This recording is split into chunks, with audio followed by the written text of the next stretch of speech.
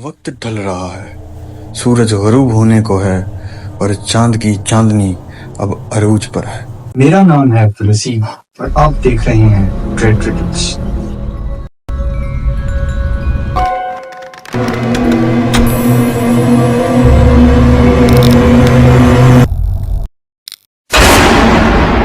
Royal hope hospital.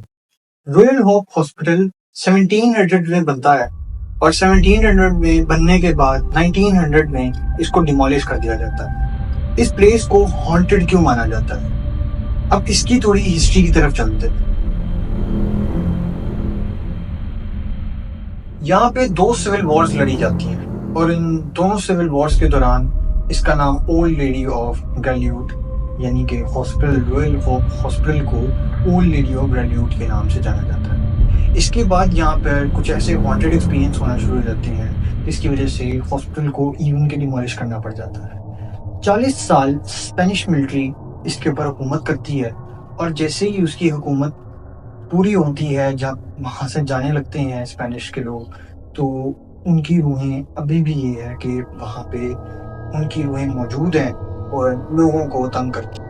अब सबसे creepy चीज़ क्या है? सबसे क्रीपी चीज़ ये है कि इसी जगह के ऊपर इनकी कब्रें भी बनाई गई और उनमें से कुछ ऐसी कब्रें हैं जो अनआइडेंटिफाइड हैं, जो कि अभी अगर तुम जाओ तो अगर तुम्हें कोई ज़मीन में से एक ढांचा निकला हुआ दिख जाए तो तुम्हें घबराना नहीं है। वो बेसिकली उनकी कब्रें हैं जो कि वहीं पे खोद दी गई, ना उनके माँ बाप से और ना बच्चे अपने माँ बाप से मिल पाए। 1784 से लेके 1821 तक यहाँ पे मुसलसल काम जारी रहता है और हॉस्पिटल बहुत अरूज पे चलता है, जिसके बाद इसको रॉयल होप हॉस्पिटल में कन्वर्ट कर दिया जाता है और जब उसको कन्वर्ट किया जाता है तो वो मेंटल असाइलम के अंदर कन्वर्जन दे देता है। और जैसे कि तुम्हें पता है कि मेंटल असाइलम में मेंटल और स्पेशल पीपल को ट्रेन और उनको रिहैबिलिटेट किया जाता है। तो जब वहाँ की हम बात कर रहे हैं तो तुम्हारे हाल में कुछ चीज़ें ऐसी आएंगी जो कि शायद बहुत क्रीपी होने वाली हैं। तो अब तुम्हें मैं ऐसी फुटेज दिखाऊंगा जो कि रॉयल होप हॉस्पिटल की है, तो ये वीडियो देखो।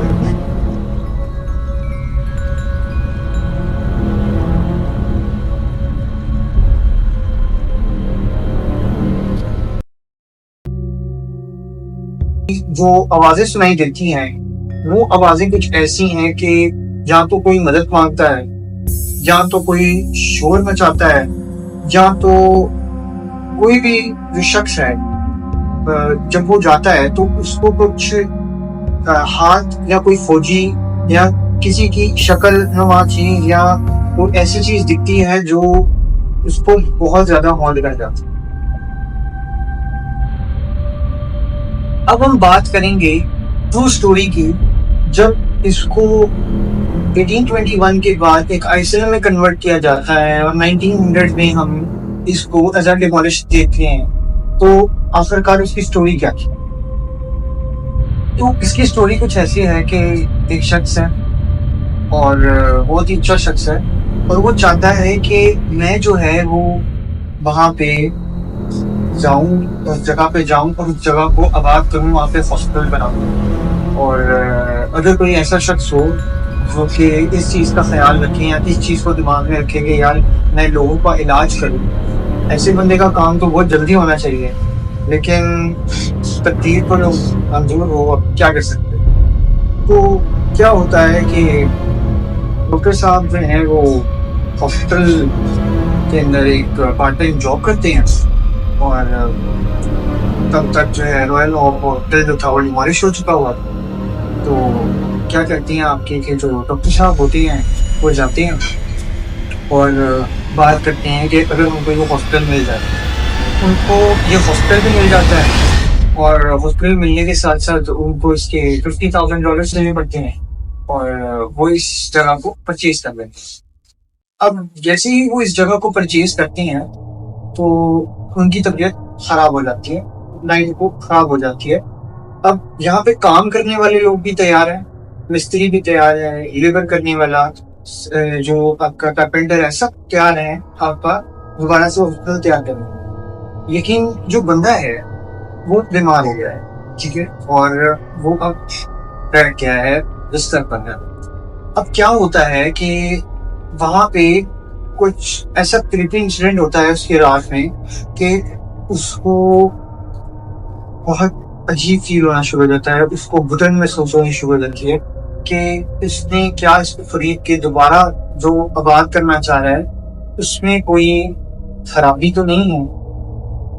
तो चूंकि उसकी तबीयत खराब होती है डॉक्टर की, तो डॉक्टर साहब को जो रात को सो रहे होते हैं तो उनको एक ख्वाब आती है और वो कहती है कि ये इमेजिनेशन नहीं थी, ख्वाब नहीं था, ऐसे था जैसे कोई विजन मेरे आंखों के सामने। और वो क्या देख रहे होते हैं कि वो रॉयल हॉस्पिटल के अंदर है और कुछ शक्लें हैं जिनकी आंखें बहुत सफेद हैं और वो उनको बेसिकली घूर रही हैं, देख रही हैं और कह रही हैं कि यहाँ से चले जाओ।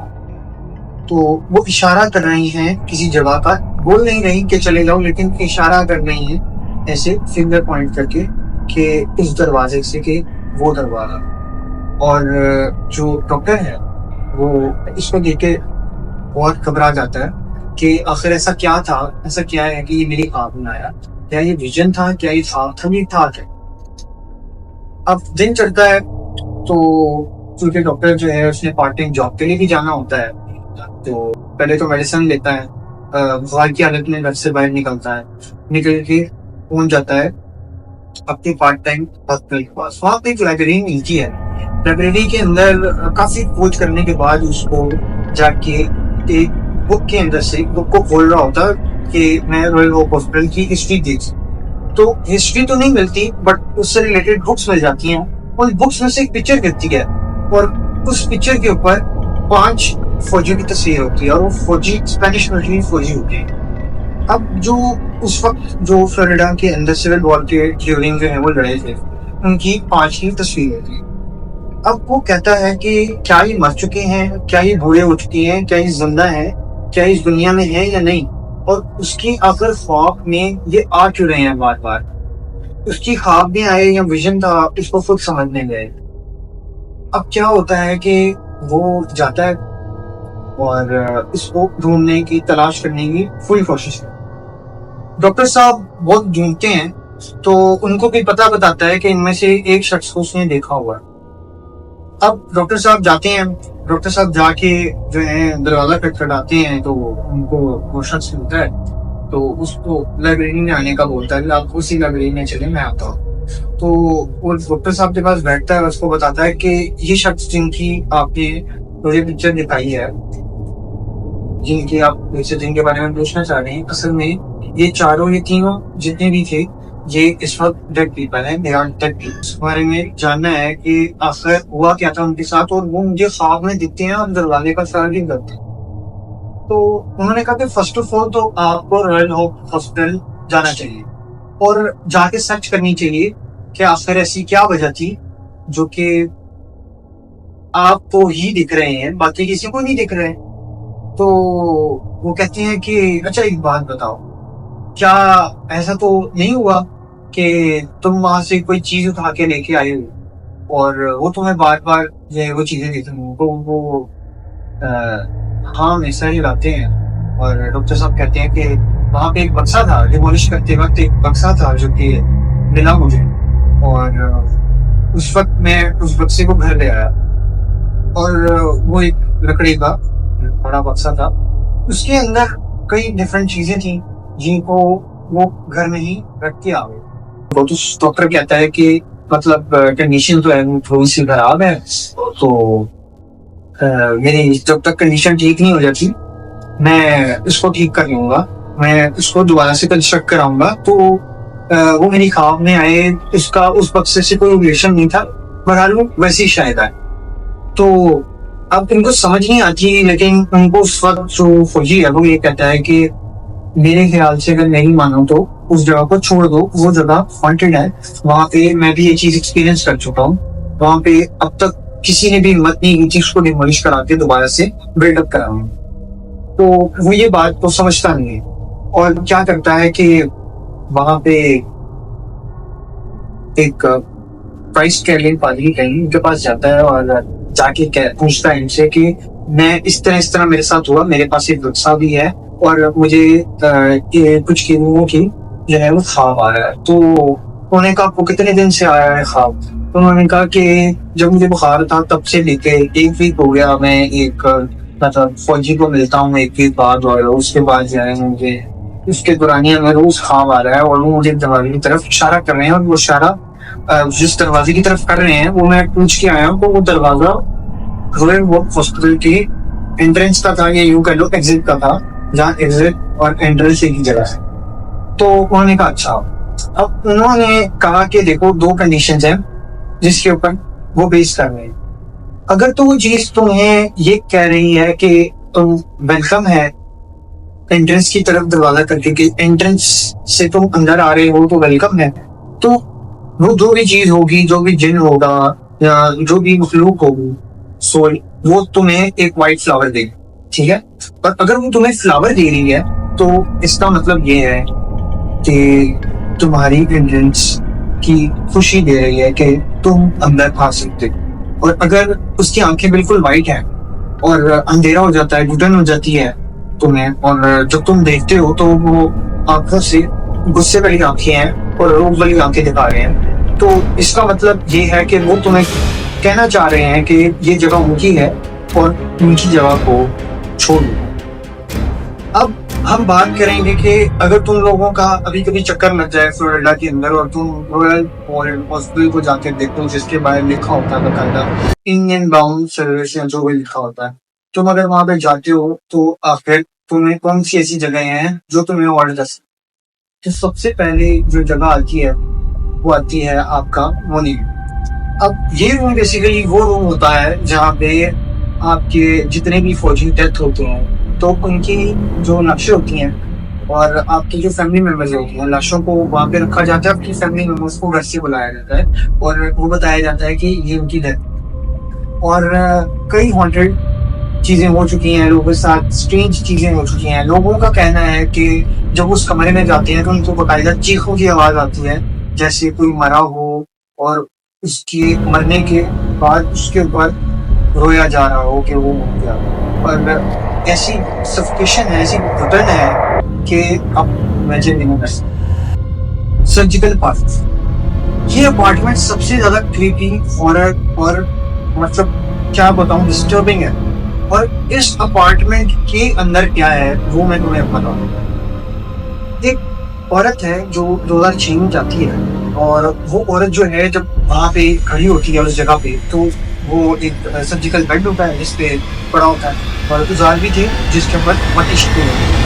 तो वो अपने जो है आई थिंक सो हस्बैंड के पास जाती है और साथ में कोई और होती है। तो जब वो वैसे ही कहती है कि मैं लेट के देखूं कि इस वक्त तो पेट क्या कर सकता या होता नहीं सकता। तो जब वो बेड पे लेटती है तो शीशे के मुझे ऐसा लगा जैसे किसी ने मेरे बालों पर मुंह पे पीछे से मुझे जोर से पुश किया और मुझे बकायदा पता चल रहा था कि किसी ने मुझे पीछे मतलब बहुत जोर से कंधे को पकड़ के रखा हुआ है। और जब उसने औरत को पकड़ के रखा हुआ था तो शी रियली फेल्ट के जैसे उसके गले के ऊपर कोई औजार चला रहा है, उसका गला काटने की कोशिश कर रहा है। तमाम समझ लो कि सर्जिकल ऑपरेशन हुआ। और वो क्या चीज थी, जब वो घर आई तो she washed her face in the mirror, और जब वो अपना जो है शीशे में अपनी शक्ल देखती है तो देखती है कि उसकी गद्दे के नीचे कोई ऐसे टेढ़ा कट पड़ा हो, और वो जो कट है वो बड़ा प्रोमिनेंट होता है और रेड जो है वो उबल जाता है आपका। आप देख रहे थे जैसे कोई उभरे हुए हैं, तो बेसिकली उबल गया। और जो बाकी लोग गए वहां पे सर्जिकल में, उनका ये कहना है कि वहां पे जो बेड का हिलना है, जो वहां पे बेसिकली जो लोग गए उनका ये कहना था कि वहां पे सफोकेशन के बजाय ठंड बहुत ज्यादा है। वहां पे कोल्ड यानी कि वहां पे नॉर्मल टेम्परेचर होता है, लेकिन एकदम से इतनी ठंड पड़ जाती है, इतनी ठंड हो जाती है कि तुम एक्सपेक्ट भी नहीं कर सकते। तो वो ठंड बहुत ज्यादा है। और वहां पे कुछ लोगों को बकायदा नर्सिस की जिंदगी दिखी वहां पे। नेक्स्ट जो जगह आती है वो रॉयल हॉस्पिटल का वार्ड आता है। अब ये जो वार्ड है ये ऐसी जगह थी जहाँ पे सारे जितने भी पर्सन होते हैं वो जख्मी हालत में लाया जाता था। अब यहाँ पे क्या है वो मैं तुम्हें बताता हूँ। यहाँ पे तुम्हें बेड्स के आसपास, तुम हर चीज के आसपास बाकायदा महसूस होगा जैसे अभी भी वहाँ पे जिंदगी है, लोग जिंदा हैं, लोग रह रहे हैं और उनका ऑपरेट हो रहा है या उनका जो है वो इलाज जा रहे हैं। और बाकायदा तुम्हें एक इन्वायरमेंट ऐसा क्रिएटिव आ जाएगा तुम्हारे, जब तुम जाओगे। अगर तुम जाते हो तो अब तो वैसे अलाउ नहीं है, बहरहाल अगर तुम जाओ तो तुम वहां पे इस चीज को महसूस कर सकते हो कि भाई यहाँ पे रश लगा हुआ है, यहाँ पे काम चल रहा है। अब जो लास्ट में हमारे पास जगह आ रही है उसका नाम है अपोथेकेरी। ये जगह वो जगह होती थी जहाँ पे बेसिकली वो लड़ाया जाता था और जहाँ जख्मी होती थी वहां से, जैसे बुलेट प्रूफ बुलेट है तो बुलेट को निकाला जा रहा है, ठीक है। तो अब जो समझ लो ऑपरेटिंग थिएटर नहीं होता, आपको डायरेक्ट लाया जाता है, निकाला जाता है। स्टिच के लिए जो आपके स्टिच होते थे जितने भी, उनके लिए आपको सर्जिकल ऑपरेशन अपार्टमेंट में लाया जाता था। तो वहां पे आप जाओगे तो लोगों का कहना है कि इट इज 100% के, यानी कि आपको ये जरूर महसूस होगा कि कोई ना कोई चीज वहां पे है। और वहां पे स्क्रीनिंग लाउड, जितनी स्क्रीनिंग है उसकी आवाज इतनी ऊंची गूंजती है जो सिर्फ आपके कानों में होती है पर अगले बंदे तक नहीं है, क्योंकि वहां पे जाना और वहां पे खड़े होना भी एक अजाब, वहां पे इतना डिस्टर्बिंग है कि तुम सोच भी नहीं सकते हो कि how disturbing it is to just stay there and watch out कि होने क्या वाला है और कुछ भी तुम्हारे साथ हो सकता है। ऐसी जगह है। तो एग्जैक्टली जो तुम इस वक्त अभी देख रहे हो ये उस वक्त का नर्सिंग स्टाफ है, ये उस वक्त काम क्या करता था। उनकी होस्ट को, इनकी होस्ट को, जिनकी परछाइयों को कुछ लोगों ने ऑब्जर्व किया और इन्हीं में से चूज करके बताया कि वो ये थी, शायद वो थी, शायद ये थी। आज मैं आप लोगों से इजाजत लेना चाहूंगा और मैं आपको ये कहना चाहूंगा कि आपका वीकेंड बहुत अच्छा गुजरेगा। तो अगर तुम लोगों को मेरी वीडियो पसंद आई हो तो सब्सक्राइब, लाइक और शेयर जरूर करना और कमेंट्स भी जरूर पास किया करो यार। कमेंट्स में बताया करो कि तुम लोगों को स्टोरी में कौन सा आर्टिकल है जो कि मुझे ऐड और मजीद कर सकता था मैं, क्योंकि मुझे जितनी इंफॉर्मेशन मिलती है रिलेटेड जिस चीज के भी, मैं उसको भी स्टार्टिंग में ऐड कर रहा हूँ और लोगों को बता रहा हूँ, अवेयरनेस दे रहा हूँ उस बारे में। और हॉन्टेड चीज़ों के बारे में हम आगे भी बात करते रहेंगे। तो तब तक के लिए अपना ख्याल रखो और इजाज़त चाहूँगा। तो take care, stay blessed and good bye.